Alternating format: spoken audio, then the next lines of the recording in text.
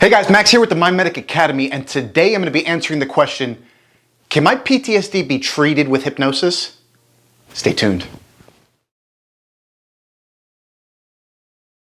Okay guys, so the answer is very simple. The answer is yes, you can. But I'm not just going to give you some courtesy answer of yes. I'm going to give you some examples and exactly what I do in a hypnotherapy session when somebody comes to me and they say that they have PTSD. So PTSD, post-traumatic stress disorder, is a disorder where people will many times re-experience the memory of what had happened previously in their lives. Things will trigger. They'll have an extreme sense of overwhelm, high levels of stress. They'll start losing weight. They'll stop eating, stop sleeping as much, or it could be in the opposite direction.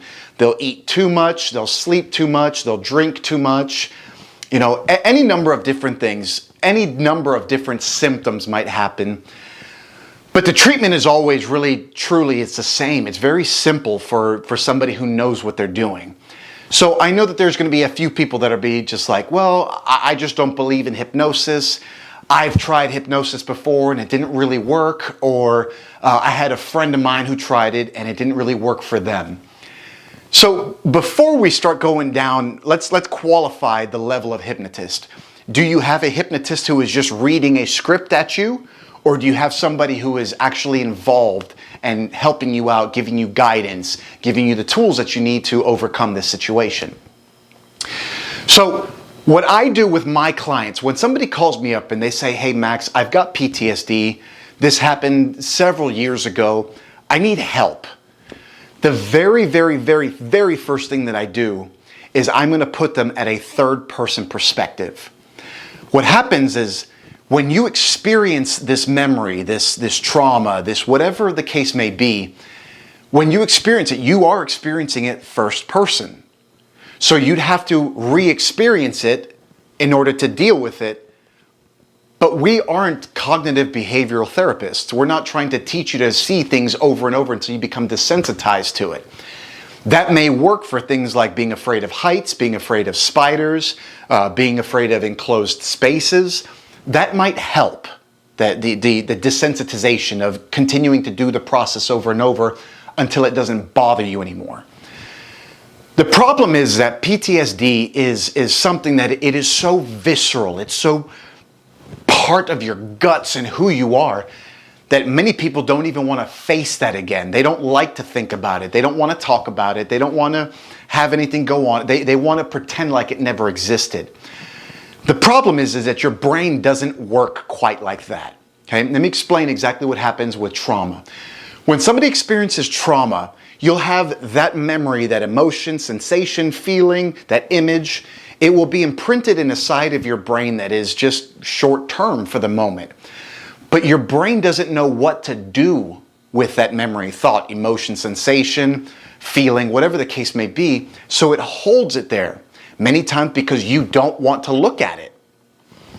Well, one way you're able to properly process and integrate that memory, that traumatic memory, is that you're able to look at it from a third person perspective. See, your brain is completely happy to take on that information, turn it around, and make it something else so that it makes sense. So the very first thing that I do when somebody comes to me and they say, hey Max, I have this issue. It's been going on since I was about 2 or 3 years old, and I really just want to get over it. The very first thing that I will do is I'm not going to have them revisit that as a first person where they see themselves in the actual image. What I'll do is I'll have them post it on a computer screen as if it were, like it was a third person. What ends up happening is that you create such a dissociation from it, such a separation from what is real and what is just a memory, that you're able to work on a different level. So you have these thoughts, these memories that are now at a third person perspective, so you can actually look at them. You're not having the same emotional connection that you had when it was a first person experience, you reliving it. Now it's just on screen. That's why if you talk to many vets who have been in battle and they've experienced something, many of them don't have a problem watching something on TV, watching a war movie, watching this, watching that, when it's distant. It's only when it becomes a first-person perspective that they really start to struggle. So the very first thing that I do is I put them at a third-person perspective, and I will have them watch what is going on, but I won't allow them to complete the entire thing. I'll have them start some 10 minutes, 15 minutes, an hour, a day, a period of time before the trauma ever even happened. I want to get them into a place that it's a third-person perspective. Then what I'm going to do is I'm going to have them envision that completely, but I'm going to have them drain all the color out of it. So now you're dissociating at two different levels. Now it's not only just first person, it's third person. Secondly, I'm also having them drain all the color out of it. So now it makes it something that is like, it's an old movie. It's something that's not even real. It's not even something that can affect me because this is something else. So I'll go through those first two things. Then I'll allow them to get to the place where there was that actual trauma. Excuse me, that's Siri letting me know that something's going on.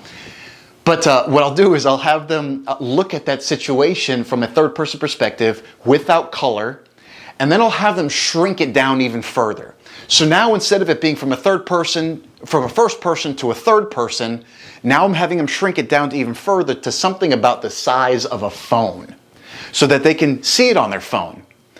And then I'll even give them another metaphor such as, hey, it's just like TikTok and you can just swipe through to the next one. So you're able to deal with this on many different levels. And I just made that up just now when I said that shrink it down to the size of a phone and you're able to just swipe through like it were TikTok.